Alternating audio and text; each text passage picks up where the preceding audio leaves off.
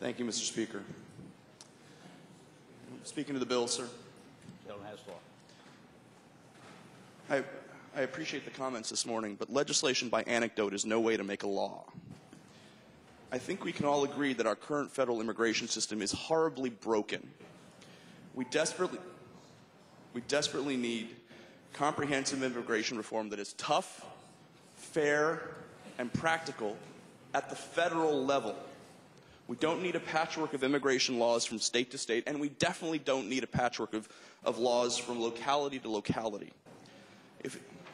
If an individual commits a violent felony and they are undocumented, I will be the first person to advocate that they need to be deported.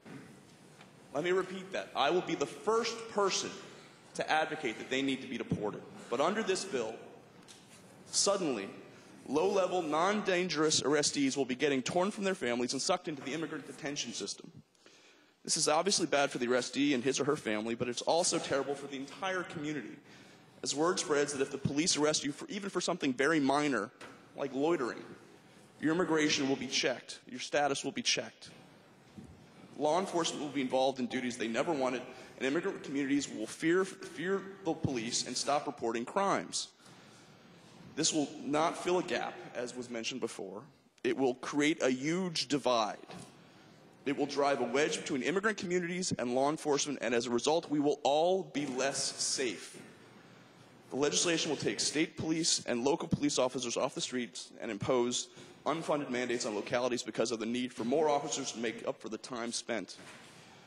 You know, I'm proud to represent the most diverse district in the House. I told a joke to one of my freshman delegates, and well, actually it wasn't a joke. I told him there were 58 languages spoken in my local high school, and he thought I was joking for 3 days. The truth is that Virginia is changing around us. More than 10% of Virginians were born outside of the United States. The 2010 census found that more than 630 Virginia residents were of Hispanic origin, accounting for nearly 8% of the total population. This constitutes a 92% increase since just 2000. 1/3 of Virginia's Hispanic population is under the age of 18. You know, for more than 400 years, our ancestors and families have come to Virginia from all over the world. They've come in search of freedom, opportunity, and a chance to work hard to make better lives for themselves and their families. You know, and by working hard, each wave of new arrivals has helped to build this Commonwealth we call home. However, in recent years, we've been passing anti-immigrant bills that make us appear less tolerant and less welcoming. Because rest assured that both legal, lawfully present, and undocumented Latinos, Vietnamese, Indian Americans, Pakistanis, Africans, and others are watching what is being done. And every time we pass one of these bills, we're telling lawfully present immigrants, we don't want you. These bills are sending a subtle but clear message to both lawfully present immigrants and undocumented immigrants. We do not welcome you.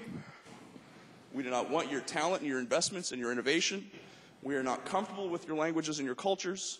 We are not ready to participate in a global economy, and we do not want your business. You know, I've heard repeatedly now from supporters of these bills that they are not anti-immigrant, that they're only targeting those immigrants who are not here legally. The fact is that that is not the impression in the immigrant and ethnic communities. It doesn't matter if an El Salvadoran or a Pakistani or someone from Vietnam is here lawfully or as an undocumented worker. The lawful immigrant with a green card or U.S. citizenship only sees that Virginia views people from her country as the other, as different, as unwanted. As we've seen in other parts of the nation, these kinds of bills put us on a slippery slope, hurting business and lowering state revenues, just like in Alabama and Arizona. You know, the 2009 purchasing power of Virginia's Latinos totaled $14.4 billion, an increase of 563% since 1990. The Asian buying power in Virginia totaled $14.8 billion, an increase of 470% since 1990. As has been detailed for several years, lawful and undocumented immigrants are an integral part of our national economy. I've also heard repeatedly that these bills will not hurt lawfully present immigrants or citizens. That is not true. They hurt thousands upon thousands of mixed-status families across Virginia.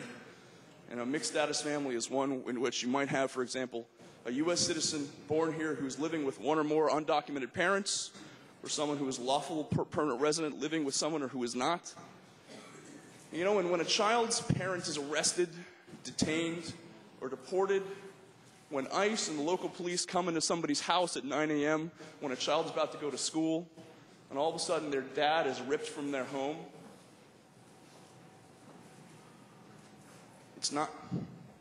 Virginia does not benefit from tearing families apart. And in some cases there's no other option but to place these kids into foster care. I urge the members to vote against these anti-immigrant bills.